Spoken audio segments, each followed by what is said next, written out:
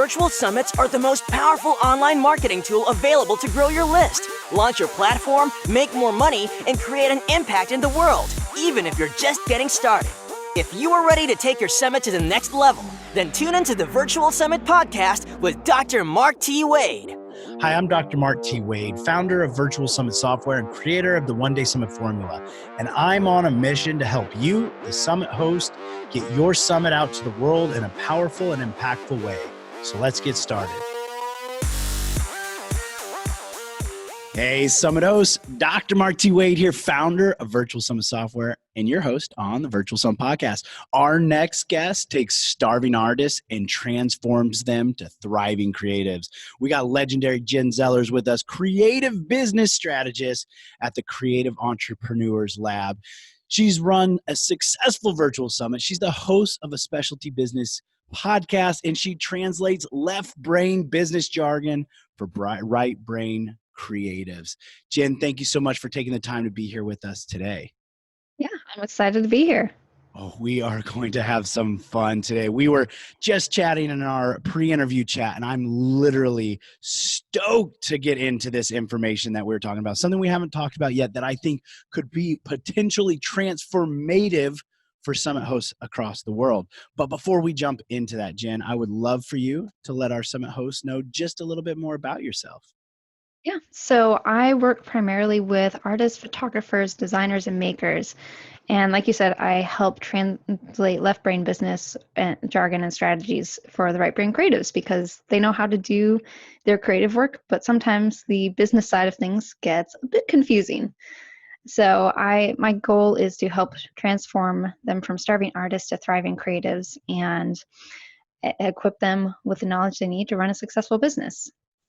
You know, I think the business side of things can be confusing for all of us, not even just the artists, right? So that's impressive that you are able to do that. And I'm sure your audience absolutely loves you for that. So, but let's actually go ahead and introduce your summit. What was the name of your summit, and who was the primary audience for it? And what was the purpose for your summit?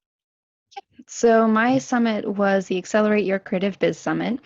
And what I did with that is I split that into general creative entrepreneur sessions and then industry-specific sessions. So we had sessions focused on launching, amplifying your business, and breaking through to the next level of growing your business. And then I also had sessions specifically for artists, photographers, designers, and makers.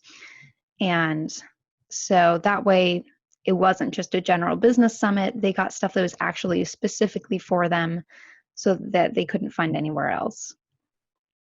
That is very intriguing. I'm curious here. So how did you, when you set this up with the two different, essentially, let's just say tracks for lack of a better word, when you set those up, how did you kind of plan those out? What were you thinking when you did the general session and then the sessions for specifically for the artists and creatives? And then how did you choose who you brought into that to speak? So I had some folks that I'm already in contact with, and they were my first picks, of course, because I knew that they were reliable and that they had great stuff to share. And then for everyone else, I asked for recommendations from folks that I knew, and I also went and looked at the folks that I tend to share their content already. So there were some folks that were already on my wish list and contacted them, and a lot of them actually said yes. So that was pretty cool. But I specifically look for people who work primarily with my target audience because, again, I wanted folks who also are able to translate that left brain business side of things. So I got really specific, and I did have to turn some folks away who I know would have had great content, but they don't speak directly to my audience. That says a lot about you right there, Jimmy, because I know and I do see this as a potential mistake. How other hosts do it is they think of the name or the speaker and they try and build their summit around that. Whereas you built a summit and you knew exactly who your audience was and found the perfect person for that. I absolutely love that. So let's actually jump into, I can't wait any longer. I want to just hear about this. Let's jump into the topic we were talking about. So in our pre-interview chat, I kind of asked you, what was something unique about your summit? And you told me about a strategy used, and I think it's phenomenal. So will you introduce that strategy and kind of unpack it for us? Yeah, so what I did with my summit is because I had the different tracks, I wanted to make sure that folks weren't just getting a general summit schedule that wasn't actually relevant to them, because while the general strategies could be useful for everybody, the stuff that a photographer needs is not necessarily the same as a maker needs. So what I did is, once they had opted into the summit, I went and sent them an email with a link to a quiz that let them go and fill out. I can't remember exactly because it was months ago, but it was essentially 3 or 4 questions that they answered. And based on that, I was able to give them a customized summit schedule, both initially and then when I sent out the daily summit schedules, so that they knew exactly which ones were going to be most relevant to them and going to help them the most in their business. Virtual Summit's software makes hosting a summit easier than ever. The only software in the world designed specifically for hosting a summit lets you set up a summit in a matter of hours with no tech skill or team needed. You can try out the Virtual Summit's software free at virtualsummits.com. But hurry, this is a limited offer. And I feel like this is like a ninja tactic right here. This is something that not only increases engagement, which is super important, but it's relevant. And I'm really big on the importance of speaking directly to your audience. And I feel like this is just even another level or layer above that we can do. So how did you set this up? Let's talk about some of the for us left brainers over here, how did you actually put this? What did you use for the quiz? And then when they did it, how did you set up, for example, your copy to go to different tracks? Mm-hmm. So the 2 tools that I use are Interact, which is a quiz builder, and then ConvertKit, which most people are probably going to already know for email marketing. And those 2 connect really well. So I'm working on becoming an Interact certified partner anyway. So I figured this was a really great way to test it and see exactly how crazy I could go with it. So what I did is I set up those questions inside of Interact, and I mapped each of them to a specific result. But the cool thing is that within Interact, you can not only map the complete results to a tag in ConvertKit, but you can map the questions. So when I would ask them, are you an artist, photographer, designer, or maker? Once they answered that, I went and shoveled that over to ConvertKit and was able to tag them as that. And then my days were also themed. So I had launch days, amplifier marketing days, and breakthrough or business growth days. So based on some of the other answers they gave me, like how long they'd been in business, what their biggest challenge was, I could also tag that specifically in ConvertKit. And so that way I was able to get really, really detailed with exactly what they needed to learn during the summit. And once they were tagged in ConvertKit, I got a little bit crazy with the segmentation in there. And so I had a lot of if this, then that kind of segmentation, because you can segment in ConvertKit based on tags to give them different content within the emails. So I would have, if they're tagged as an artist, show them this session. And if they're tagged as this, show them that session and that sort of thing. So that way I could show them exactly which ones, and I didn't have to have 5,000 different emails going, because that gets way too crazy. Yes, 5,000 emails going definitely could get crazy. And most summit hosts think it's crazy enough just having one stream of copy going. But this, I like how simply you made it, although you went like most of this, that's actually a complex strategy there. And you laid it out for us so simply and so easy. It's like you do that every day, right? No. Yeah. So with that though, with the quiz, then you unpack it and you have that going to, I know what I want to talk about with this is the actual days of the themes. So with the quizzes, it then segments the audience. They're tagged. You used ConvertKit to make sure they're getting the notifications essentially about the sessions. So how did you decide to theme your sessions? And can you tell us a little bit more about that and what went into each of those essentially days in session categories? Yep. So the lab part of my business name, the Creative Entrepreneurs Lab, actually stands for Launch, Amplify, Breakthrough. And so I figured that was a pretty straightforward way to theme all the sessions. So the launch days, I decided were going to be focused on either launching your, like when you're starting your business, or if you're launching a product or service. And so those days were themed around things like branding and just getting your business started, or how I had one person who was specifically on how to launch a physical product. And so that made it a lot easier to figure out exactly who I wanted to bring in too, because I wasn't just saying, okay, they work with creatives, I guess they probably have great stuff to share. And so that helped with finding the folks too. And then the next day was amplify, so how to amplify your business, and that was primarily focused on marketing, so a lot of social media and email marketing and things like that. And then the last day was the breakthrough. And so that was focused on things like systems and other things to help take your business to the next level. And in between all of that, I also had the breakout sessions for each specific industry as well. Tell me about these breakout sessions. What does that mean, and what did those encompass?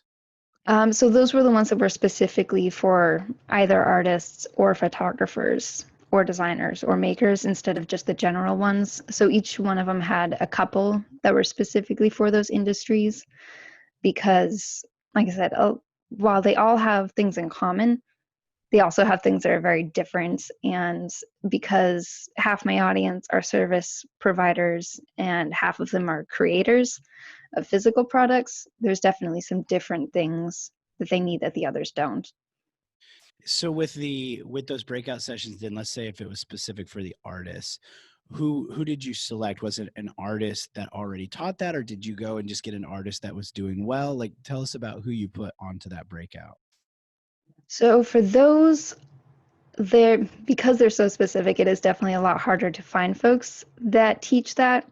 But I was really blessed because I did find a good number of folks who, for the artists specifically, it was primarily artists who are already successful and are already creating or teaching this type of thing. And then for the photographers, I had some folks who worked, there was actually a couple of gals who run a joint business who had literally just niched down to photographers, and I've been following them for a while and I loved their stuff. And so they came on as guest experts for the summit, and I've actually had them on my podcast now, so it was a great way to get to plug in with them. So it was kind of a mix of folks who specifically work with those target audiences and folks who are part of the target audience but also work with them. That is so great. I'm just over here like scribbling down note after note after note. As we said at the you and I were chatting on the pre-interview chat, I'm still a student of the game. I'm always learning, and this has been such great information here, Jenn. So I want to circle back to the quiz, the segmentation aspect of that. Now looking back on that, is there something that you learned from that you would either do different or you would double down on? What I found is that while it was really helpful for folks to have their customized schedule, a lot of folks also wanted to make sure that they got the list of the other sessions that weren't specifically for them. So in the future, I think what I'm going to do is segment, have their customized schedule up at the top, and then say, if you want the link to the rest of the day's sessions, here's where that goes. So I think that was definitely something that I didn't expect necessarily, that I probably should have. So yeah, just kind of giving them more access to the general sessions as well. No, that makes a lot of sense there, and that's the beauty of being able to run these summits, is you learn and improve and learn and improve. So when we go back to the speakers that you were choosing, and you had a lot of different, kind of balls in the air there as far as what categories you needed, who you needed. Do you have any kind of specific speaker recruitment tips or strategies that you would give to the audience? Referrals are definitely a really good one, because it helps you know that they're going to be reliable. And especially if they're being referred, they don't want to mess up that relationship either. As much as that may sound weird, that really helps, because they're establishing a relationship with you, and you already have a relationship with someone in common. And so they know that person and they want to keep that relationship good. And the other person wants to keep that relationship good. So they're not going to refer someone that they can't trust.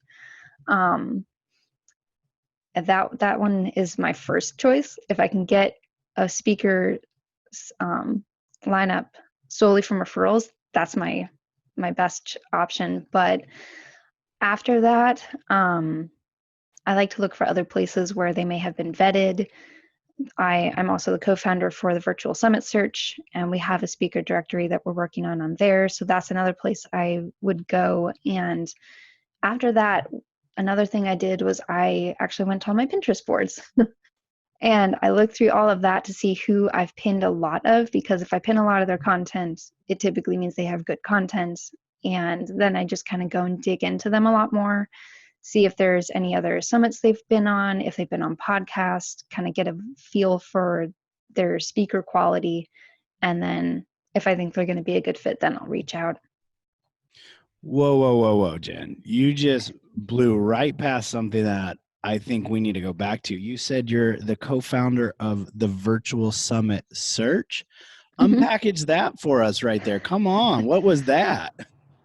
So that is something that my business friend Mariah and I realized that there, at least at that point, there weren't a lot of places that you could find the summits. We kept finding out about summits after they'd already passed, and the only way to access them was by paying the increased all access pass price and whatnot.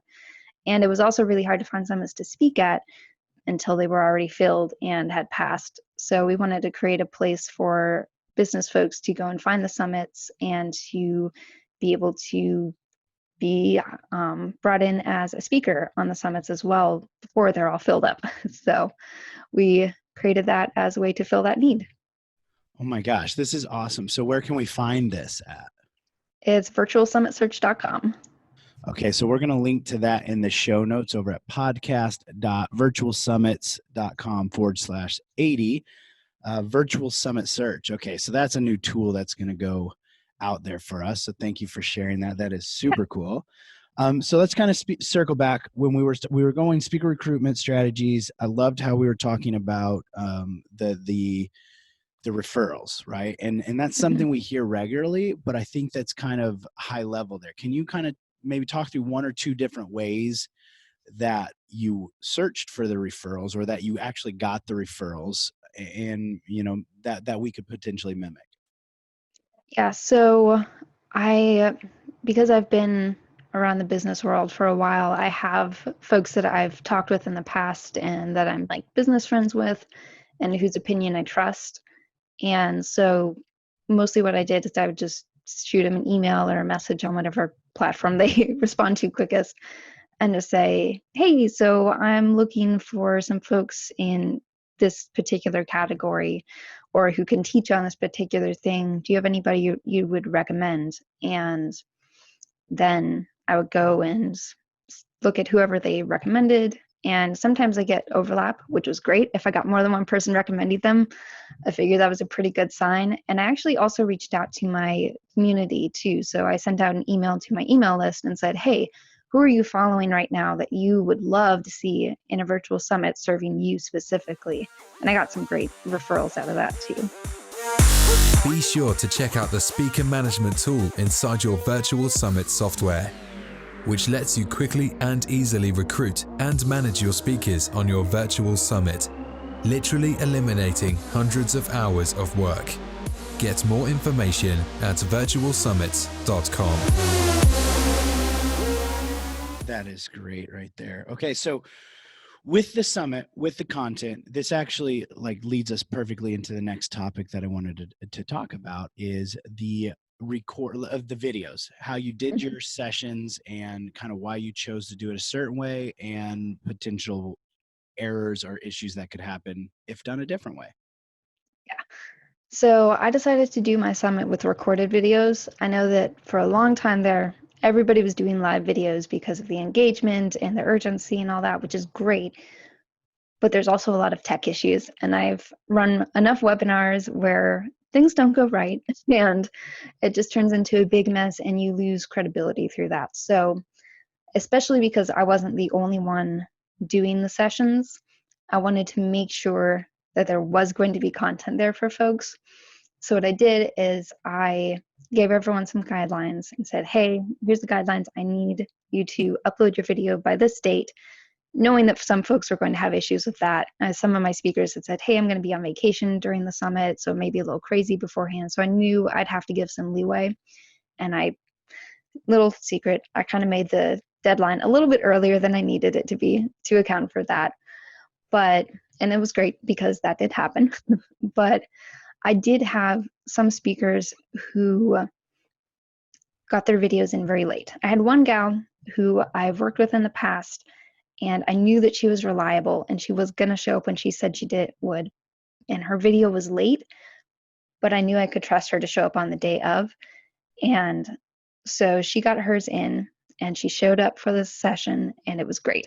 But I had another gal who I didn't have personal recommendations for, who her topic was amazing. I was so excited for it.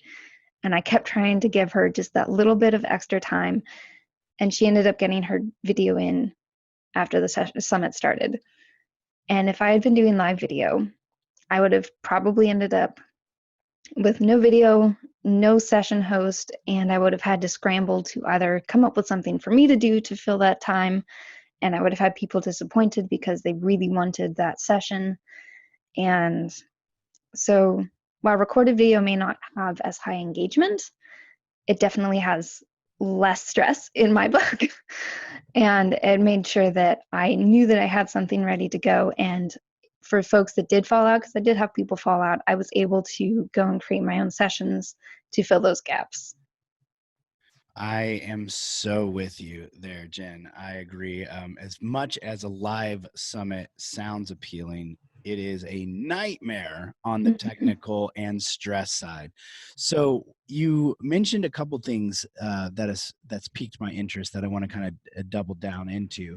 You said you had your speakers upload their videos. So that makes me think that it wasn't an interview style summit session. So, which I love. I think there's higher perceived value in those. But can you unpack that for our summit hosts that may have no clue what you're talking about with this? Yeah, so I did them kind of more webinar style, where I had them record their own videos, partly because I want to say about 20 folks, and scheduling that was going to be crazy, and some of them were going to be on vacation around the time that I would have been recording them. So I decided that for everybody's sake, it was going to be better to just have them record their own. And so I gave them the guidelines, and that also gave me a chance to see what the videos were before I uploaded them and make sure that they'd follow the guidelines and that they were up to the quality, so that just in case I wasn't showing up on the day of and taking an hour and then going, yeah, I can't use that. So, which I didn't actually have any issues with that, but I've had podcasts where that's been the case. And so I was a little leery of that. So I did it much more webinar style. Without much of a pitch, I let them do a 5-minute pitch at the end, but it had to be very specifically related to their session topic. And it was more of as a resource versus, hey, go buy my stuff. So I felt like that was a good kind of middle ground between trying to record everything with them versus just doing a webinar style and trying to make sure they didn't pitch at the end, because that happens sometimes. It absolutely does. And you mentioned you had mentioned a session host. So you're not there for all of them. You mentioned you had some other people helping you host. Can you talk about that? Like, was there a co-host, or you said you had the speakers show up for their presentation? Can you talk to us about what that was and how that went? So essentially the videos were recorded and they were uploaded, and then I had a Chatango box on the side, and so that was how we did the live engagement. Both the summit hosts and I would be there for the summit sessions, and so that way we could answer questions, and a lot of the time I would throw questions to the summit hosts or to the session hosts and kind of get things going that way. And that is where we had a few technical issues, but there's always going to be something. So so there wasn't necessarily another summit host, but the session like the guest experts and I were kind of hosting the chat, during each live session. So there was an hour, kind of the same way you normally would for a live summit, and that helped with engagement. Yeah, that's actually really interesting, and of course, that's going to definitely benefit the engagement, having some back and forth there. Mm-hmm. Okay, so this is cool. So that's where the live engagement came from. We have the session host. I'm curious, what was the feedback, or did you get any feedback from the audience from the pitches? Because I know a lot of summits, they don't let any type of pitches in Mm-hmm. it. How did that go? What was the feedback?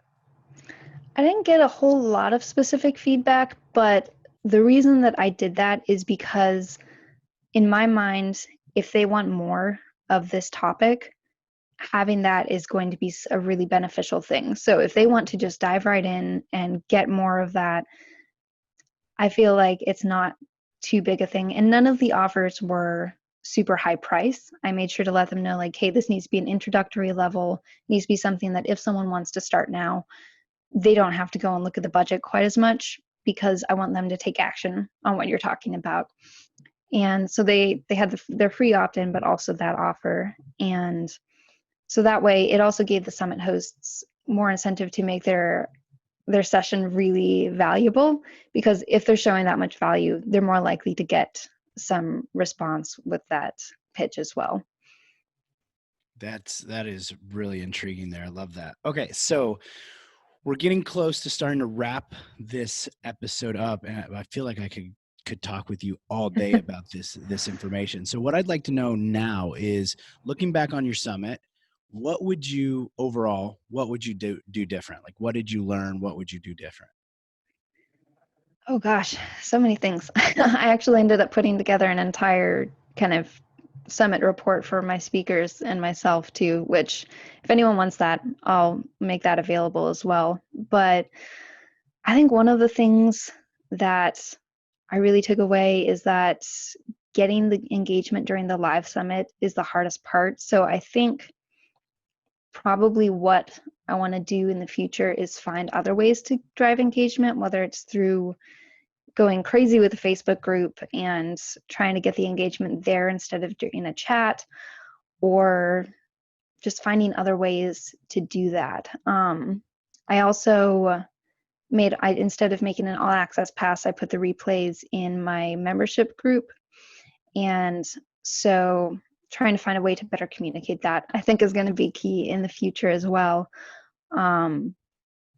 But yeah, the engagement was the hardest part. And also when I was scheduling speakers, I tried to make sure I scheduled all of the theme specific people on the right days before I scheduled the industry specific people. And that kind of got a little too crazy. So in the future, figuring out how to schedule people when you have different tracks is interesting. So I'll have to figure out how to get better about that in the future as well. Such great takeaways there. That actually makes me think of a question I want to ask you. What did you do, or what do you do, or how are you still doing with your summit content? Are you using that in any other way? So I am working on kind of relaunching the membership community where the replays are being hosted. So what I'm thinking about doing is kind of creating key takeaways, like content, so blog posts and social media posts and all that kind of stuff, and not giving away the content in the sessions, but kind of doing a more why, so that people want to learn the how, and using that to direct traffic back there. So that's one of my coming up strategies, probably more for 2020 since we're getting into the holiday season. But yeah, I'm definitely trying to think of some ways to utilize the content more and drive more traffic to it. So yeah. Excellent. And with your summit, did you have, for example, with your all access pass or whatnot, did you have any kind of monetization strategies both during the summit, and then now I guess you've just mentioned the memberships, which would be like a post summit profit strategy? What about during the summit? Like, was there any kind of takeaways from your summit offer? So during the summit, they just signed up and they got immediate access to all of the replays. And then after the summit, they get access to half of them. And then the next month, they get access to the rest of them.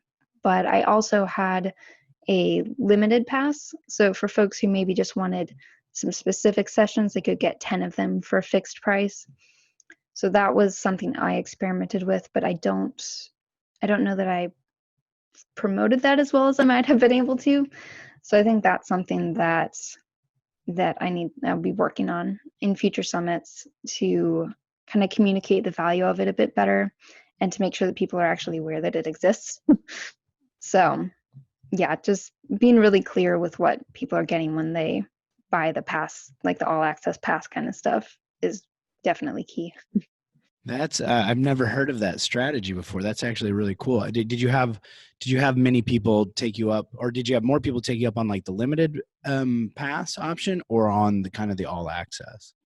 Definitely more on the all access. I didn't get a whole lot on the limited pass, but the other thing I did is I still did like the speakers got 50% of that as well, but I also allowed attendees to sign up as affiliates for that and get 30%. So that helped too. Let's unpackage that right there. That's another strategy. So how did you communicate that to the attendees, and then how did you set that up? Before the summit started, like after they had signed up, I included that in kind of their welcome email. It's like, hey, if you like the sessions, you can feel free to sign up, and here you get your customized link, and you can go and promote it, share it with your friends, and you get 30%. And hey, if it's good content, you're probably already going to be sharing it, so why not get a cut of it if anyone signs up? So it wasn't, I didn't push it too hard, but it was more just like, hey, this is open if you want it. With the Ever Summit feature inside the Virtual Summit software, you can rerun your summit as if it were live, ongoing forever with one click of a button. This now lets you continue to use your summit forever, bringing in qualified and engaged leads every month into your business. Get more information at virtualsummit.com. Wow, that is an awesome strategy right there. Did you call them, like when you said it, obviously, or I'm assuming you didn't say, hey, sign up to be an affiliate. Like did you use any kind of specific terminology that maybe resonated with them better or maybe felt better? Not really. It was, that is something that I need to, like in the future, I want to get more intentional about that. Cause like I said, it was more just casual kind of, hey, if you want to do this, have fun. But yeah, in the future, I want to find better ways to communicate that as well, because I think that's really powerful, especially when the speakers are bringing people in as attendees and they want to go and support the speaker. That's a great way for them to do that too. So I think another thing is if I make sure that the speakers are aware that that's an option that they can promote to their folks, that might also be helpful. But I didn't think about it until right before the summit started, so I didn't have enough time to kind of share that with everybody, unfortunately. No, this is definitely a great idea. I actually just had a thought pop in that I'll share with everybody too. I have my Influencer Summit series going on, and we're doing a specific podcaster edition, and it's pretty popular in the podcasting space to do donations for your podcast.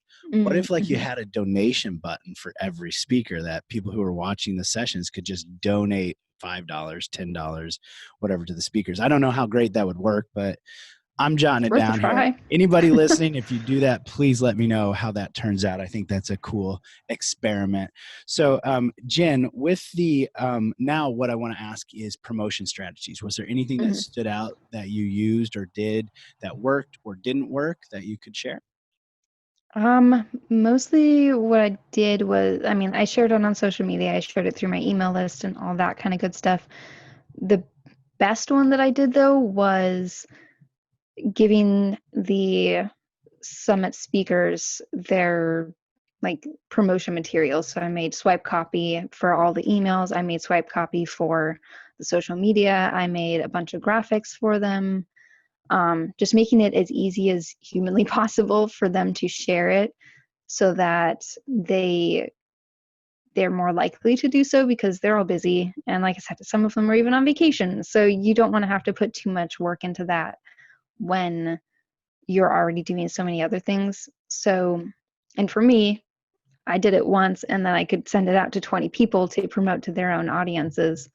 So doing that definitely brought in a lot of traffic. And that was probably the biggest traffic driver for the summit. Absolutely there. So last thing we'll get into before we wrap this up was, what would you say was the key factor to the success of your summit? Communication. It was communicating with the summit attendees, like I said, segmenting so that it was customized and making sure that, because I started recruiting for the summit at least 3 months before it was actually happening. And if you talk to someone once, 3 months before something happens, they're going to forget about it, even if it's on their calendar. So just kind of making sure that I talk to them every week or every other week and just let them know, hey, so this is what we're doing in the summit right now. Here's some more materials that you can use. So they had enough time to get it into their promotion calendars, and communicating with the attendees like, hey, I'm so excited that you're coming, because we opened the opt-in window 2 weeks beforehand. So just kind of keeping them excited as the summit was coming up so they don't forget about it either. I think communication was definitely one of the key things. And I heard from a lot of my speakers that it was one of the most organized summits they'd ever seen. And then I sent them the report and they got super excited about that because they never got a report. And one of my speakers was speaking on bookkeeping. She was like, you just made my number-loving heart so happy. So that definitely helped too, so that if I want to approach them about speaking in the future, then that's also good. That is great. My number-loving heart. I love that. Excellent. Jenn, this has been absolutely phenomenal. I've learned so much. I know our summit hosts have learned a lot too. Thank you so much for taking the time to be here with us. If you would please share with them where they can check you out, where they can find you, where you're hanging out at. Yeah, so online, my website is thecelab.com. So it stands for the Creative Entrepreneurs Lab. And my social media is all Creatives Biz Lab. So it's creatives plural, biz with a Z. And yeah, that's usually the best places to find me. Excellent. So let's end this with one final piece of parting wisdom. Oh gosh. I should have been prepared for this. Plan ahead of time and stay in communication with everybody involved in the summit, and that contributes very strongly to your success. That is a perfect piece of wisdom right there. Thank you so much, Jenn. This has been absolutely phenomenal. I've had a blast. I know our summit hosts have had a blast. Thank you again for being here with us. Yeah, thank you so much for having me.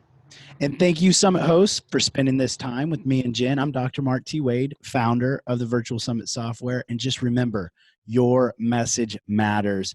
Make sure you check out the show notes over at podcast.virtualsummits.com/80. And we'll see you on the next episode. Thanks for listening. Now don't forget to subscribe and leave a 5-star review on the Virtual Summit podcast.